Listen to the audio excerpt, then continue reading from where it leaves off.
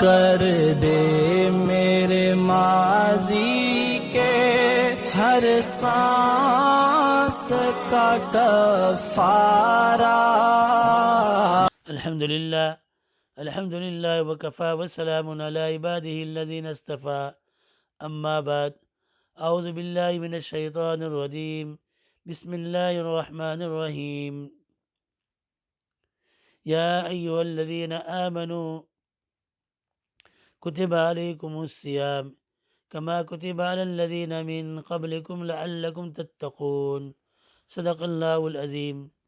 بزرگان محترم، عزیزان مکرم اور معزز دینی ماں اور بہنیں، السلام علیکم ورحمۃ اللہ وبرکاتہ۔ کل ہماری حدیث چل رہی تھی الصیام جنہ، کہ روزہ ڈھال ہے۔ ڈھال کس چیز سے ہے؟ جہنم سے ڈھال ہے۔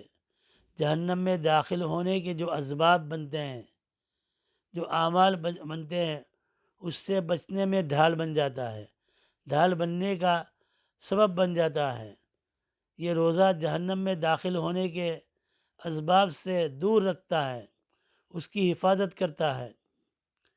اسی طرح ساری دنیا کے مسلمان کا مشاہدہ ہے کہ سال کے دوسرے مہینوں میں جتنے غلط کام ہوتے ہیں اور ہم لوگ کرتے ہیں، روزے کے اندر، رمضان میں، اس میں بہت بڑی کمی ہو جاتی ہے۔ رمضان کے مہینے کے اندر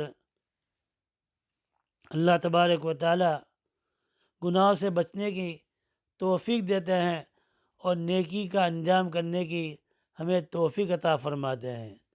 تو حضور نے فرمایا کہ روزہ ڈھال ہے جہنم سے بچنے کے لیے، لیکن آگے فرمایا معلم تفرق الغیبہ، جب تک اس ڈھال کو پھاڑ نہ دیا جائے۔ اس پھاڑ نہ دے مطلب یہ کہ اس ڈھال کو جب تک ڈھال ہے، ڈھال رہے گی، جب تک محفوظ رہے گا، وہ پھٹے نہیں، ٹوٹے نہیں، ہاتھ سے گرے نہیں، اس وقت تک ڈھال رہے گا، جہنم سے بچنے کا سامان اور ذریعہ رہے گا۔ غیبت اتنی بڑی برائی ہے کہ جہاں روزے دار کے روزے کی حالت میں غیبت کی تو یہ سمجھا جاتا ہے کہ ڈھال اس کے ہاتھ سے چھوٹ گئی، ڈھال ختم ہو گئی۔ تو ہمیں اس سے بچنے کی ضرورت ہے۔ اچھا، ڈھال لیفٹ ہاتھ کے اندر ہوتی ہے اور تلوار رائٹ میں ہوتی ہے۔ ہمارے حضرت قاری محمد طیب صاحب محترم دارالعلوم دیوبند رحمۃ اللہ علیہ فرمایا کرتے تھے کہ دیکھو، اللہ تعالیٰ نے فرمایا الصلاۃ برہان، نماز جو ہے یہ سرٹیفکیٹ ہے، دلیل ہے۔ الصیام جنہ، روزہ ڈھال ہے۔ اور اس کی ایک مثال دیتے تھے کہ اگر کوئی آدمی مجرم ہو، اس نے کوئی بڑا گناہ کر دیا ہو اور وہ مجرم کو پکڑ کر لے جا رہے ہو اور بادشاہ کے سامنے اس کے گھر والے سفارش کے لیے جاتے ہیں، اگر بادشاہ کا کوئی خط وغیرہ ان کے پاس ہو تو وہ خط کو لے کے جاتے ہیں اور وہ خط کو سر کے اوپر احترام رکھ کر جاتے ہیں کہ شاہی فرمان ہے۔ قرآن کریم بھی شاہی فرمان ہے۔ تو جب ہم قبر میں ہمیں دفن کر دیتے ہیں اور اگر ہم نے دنیا میں قرآن پر عمل کیا ہے، قرآن کی تلاوت کی ہے، قرآن کی تلاوت کو اور قرآن کو اپنا آگے رکھا ہے، اس پر عمل کیا ہے، تو قبر کے اندر سر کی طرف جو ہے عذاب اگر آئے گا تو قرآن کریم وہاں آ جائے گا اور عذاب کو روکے گا۔ اور اگر رائٹ کی طرف سے کوئی عذاب آئے گا تو وہاں نماز اس کو رکھے گی، اور اگر لیفٹ کی طرف سے کوئی عذاب آئے گا تو روزہ اس کو روکے گا۔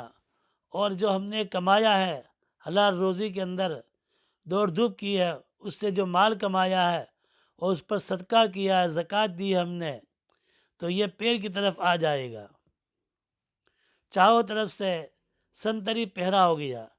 اگر عذاب سر کی طرف سے آتا ہے تو روزہ کہتا ہے پرے ہٹ، یہاں سے ہٹو، میں اس کی حفاظت کرنے والا ہوں۔ تو کیونکہ یہ شاہی فرمان ہے، شاہی فرمان کو سر پر رکھ کر لے جاتا ہے احتراماً، اور جب اس کو پیش کرتا ہے تو رائٹ ہینڈ سے پیش کرتا ہے. تو حدیث میں فرمایا کہ الصلاۃ برہان، کہ نماز سند ہے، سرٹیفکیٹ ہے. اور سیام الجنہ، روزہ ڈھال ہے. تو ڈھال بائیں طرف ہوتی ہے، تو روزہ بھی قیام قبر کے اندر لیفٹ سائڈ پہ آ جائے گا، اور اگر یہاں سے کوئی عذاب آئے گا تو اس کو روکنے کا ذریعہ بنے گا. اور جو خیرات کیا، صدقات کیا ہے، حلال کما کر آپ نے جو زکوٰۃ ادا کی ہے، یہ نیکی پیر کی طرف آ جائے گی، اور عذاب ختم ہو جائے گا، اس کا سوال جواب ختم ہو جائے گا، وہ کامیاب ہو جائے گا.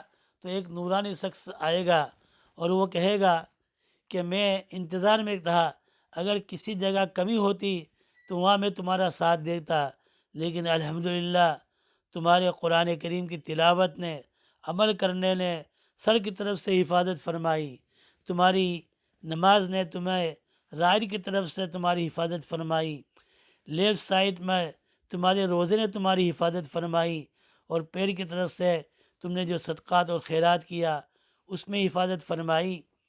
ابھی اگر قیامت کے دن تمہارے نام اعمال میں کچھ کمی ہوگی تو میں وہاں تمہاری حفاظت فرماؤں گا، وہاں تمہاری حفاظت کروں گا. تو یہ ڈھال ہر جگہ ڈھال بن جاتا ہے، بچنے کا ذریعہ بن جاتا ہے.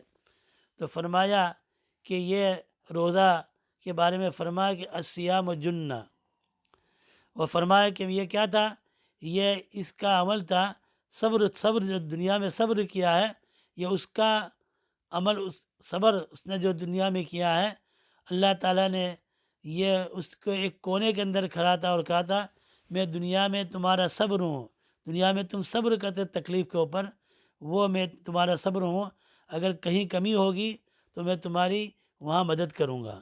اللہ تبارک و تعالیٰ ان احادیث کو سننے سے زیادہ سمجھنے کی توفیق عطا فرمائے، اور ہم سب کو عمل کی توفیق عطا فرمائے. آمین یا رب العالمین برحمتک یا ارحم الراحمین.